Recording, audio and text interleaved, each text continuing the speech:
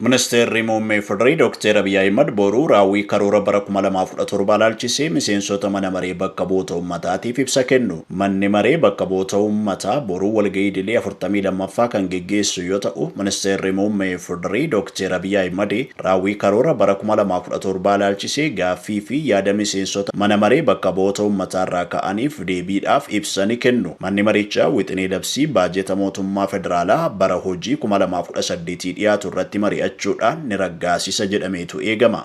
Barattoonni kutaa 12ffaa qoccolloo saalaa raawwatan qormaata biyyoolessaarraa ari'amuun himame. Barattoonni qormaata biyyoolessaa kutaa 12ffaa fudhachuuf yuunivarsiitii Mattuu seenan 3 qoccolloo saalaa raawwachuudhaan qormaatarraa ari'amuu BBC'n gabaase. Barattoonni qormaata biyyoolessaa kutaa 12ffaa qoramuu fi yuunivarsiitii Mattuu seenanii 3 qoccolloo saalaa raawwachuu isaaniin qormaatarraatii geggeeffamanii jiru. Dhimmicha ilaalchisee BBC'tti kan dubbatan pirezidaantii yuunivarsiitii Mattuu Dr. Alamuu Disaasaa ijoolleen dubaraa fi dhiiraa qaba akka taphaa gochaa turan sana keessa darbanii ijoolleen dhiiraa dubartoota dirqamaan ofitti qabanii dhungachuu qaama isaanii bakka tuqamuu hin qabne tuttuquu eegalanii jedhan. Dabaluunis dhumarratti immoo inni tokko kan baay'ee dubartoota illee hamilee isaanii tuqu uffata isaanii ol butuudhaan qaamni isaanii akka mul'atu gochuu irratti hirmaatanii jedhan. Gochaan barattoonni kun raawwatan yakka ta'uu kan himan pirezidaantii yuunivarsiitichaa barattoonni shamarranii miidhaan irra ga'e yaaddoo qaban ibsuudhaan cinatti dallaa gadhiisnee deemna jechuu isaanii himan. Haa ta'u malee sossobuudhaan qormaata akka fudhatan taasisuu dubbatanii jiru. Barattoonni dhiiraa 3 balleessaa raawwatan miseensota poolisii federaalaa mooraa yuunivarsiitichaa keessatti nageenya eegsisaniin to'annoo jala oolanii koree olaanaa qormaaticha raawwachiisuuf hundaa'etti dhiyaachuu isaanii Dr. Alamuun himanii jiru.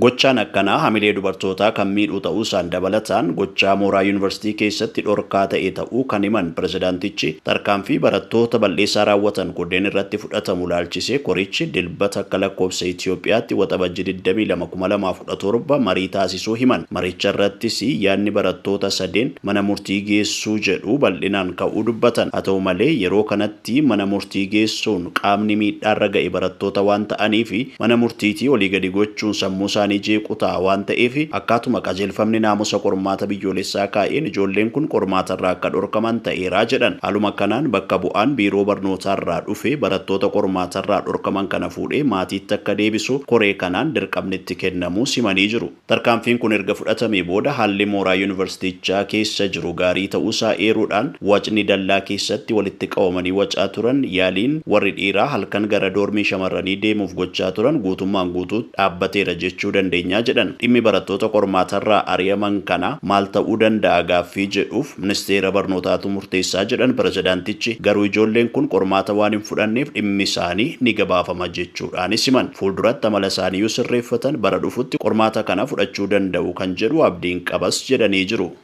Kirkirri lafaa mudatee hidhamtoonni 200 ol mana hidhaatii miliqan. Kirkirri lafaa uumamuun booda mana hidhaa Paakistaan irraa hidhamtoonni 200 ol kibxatarraa miliquu poolisiin hime. Mana hidhaa Karaachii magaalaa Maalir jirutti kirkirri lafaa dhaga'amuun booda hidhamtoonni 1000 lakkaa'aman nahanii foddaaf balbala caccabsan. Kanneen mana hidhaa kanaa miliqanii ba'an keessaa 80 poolisiin deebisee kan qabate yoo ta'u kanneen 130 ammallee hin qabamne. Hidhamaan tokko ammoo opereeshiniin yeroo geggeeffamu eegdonni 2 madaanii jiru. Yeroo kirkirri lafaa kutaa itti hidhaman raasu gamoon irratti jiga jedhanii sodaataniitu iyyuu jalqabanii jedha. Okkorrii kun yeroo uumamutti poolisiin akeekkachiisaaf qawwee gara samiitti dhukaasuu hime. Hidhamtoonni baay'een gara kutaa isaaniitti kan deebi'an yoo ta'u kanneen 216 ta'an carraa kanatti fayyadamuudhaan mana hidhaarraa miliqanii jiru. Poolisiin ergasii namoota miliqan barbaacha manaa manatti sakattoo geggeessaa jiraachuu BBC'n gabaasee jira.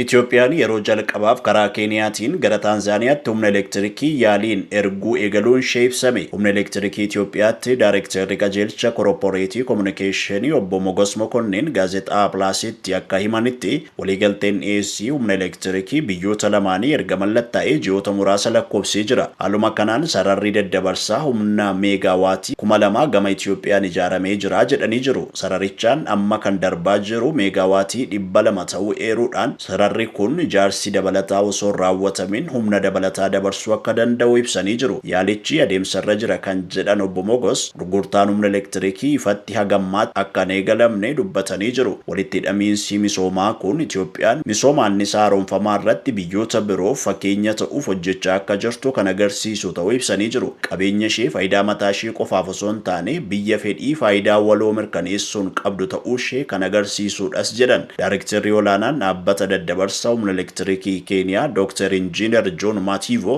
fuula miidiyaa hawaasaa MBS isaaniitiin akka beeksisanitti sararri daddabarsa humna elektirikii yaaliin Itoophiyaa irraa gama Keeniyaatiin geggeeffamaa ture milkaa'inaan dabarfamuusaas ibsanii jiru.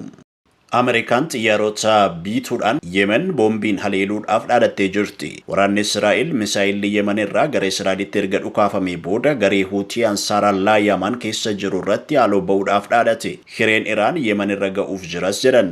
Tibbana gareen Huutii gocha Israa'el Gaazaa keessatti lammiilee Filisxeem irratti raawwatteef deebii kennuudhaaf gara Israa'elitti misaayila baalastikii dhukaasuun gabaafamee ture. Erga waraana guyyoota 12 Israa'eliif Iraan gidduutti taasifamaa ture. Dhukaasa dhaabuun waxabajii afur taasifamee booda gareen kun yeroo duraaf misaayila gara Israa'elitti dhukaase. Ministeerri raayyaa ittisa biyyaa Israa'el Kaatiis ibsa kennaniin hireen Yemen hiree Iraan ta'uuf deemaa jedhan. Akkuma Teheraan keessatti haleellaa cimaa taasifne Yemen keessattis Huutii irratti xiyyeeffachuuf deemnaa jedhan. Israa'el gareen Huutii haleellaa kana yoo kan itti ufu ta'e haleellaa humna galaanaa fi qilleensaatiin akka raawwatu doorsisee jira. Akka ibsaa humna waraanaa Israa'el kanatti misaayilli naannolee biyyattii hedduu keessatti furguggifamaa turan qolatama. Faallaa kanaatiin gareen Huutii ibsaa kibxata galgala baaseen haleellaa kanaaf itti gaafatamummaa fudhatee jira.